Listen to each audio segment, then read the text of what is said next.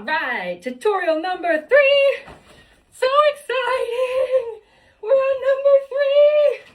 All right, forward, vertical 8. Let's get into it. Okay, so when I was first learning this move and watching tutorials, I noticed that a lot of the people were teaching it with the star out in front. However, when you are doing, ma'am, I'm trying to teach. When you are doing the forward vertical 8 with your star out front, it ends up looking like this. And to somebody who's new, this looks really confusing because it feels like you're not doing it right. However, if I were to bring my hand out to the side, you can see my pattern and you can see the horizontal vertical 8 working in the way that you would expect it to.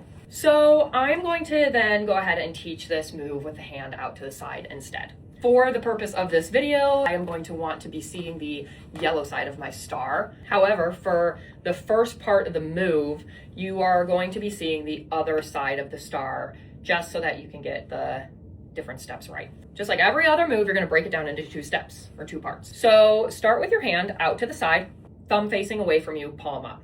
What you're going to do is you're going to take your thumb, use it as a guide, and you're going to first point your thumb behind you, and then you're going to bring your thumb up and around like a rainbow to the front, bend your wrist into that deep wrist bend. Okay? So again, thumb facing away from you, point your thumb back and swing it up and around in an arc. Now your thumb is facing to the other side and you should see the yellow side of my star. Okay, so now after that first move, you have your palm facing down, your thumb pointed towards you, and your star is showing the side that you want to see. For the second part, flip your forearm, make your thumb go back to pointing the opposite direction away from you. So flip it up and around, trying to keep that star in the same plane and getting used to that as you flip it around.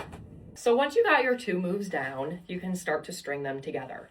Now, when you first start doing this move, you're going to notice your elbow is going to feel like it's moving a lot to kind of accommodate for the wrist and the lack of the wrist bend that you have right now.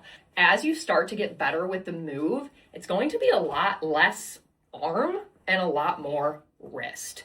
So again, as you're doing this, keep in mind, you are going to be doing some deep wrist bends to get this star to look the way that you want it to as it's out to the side.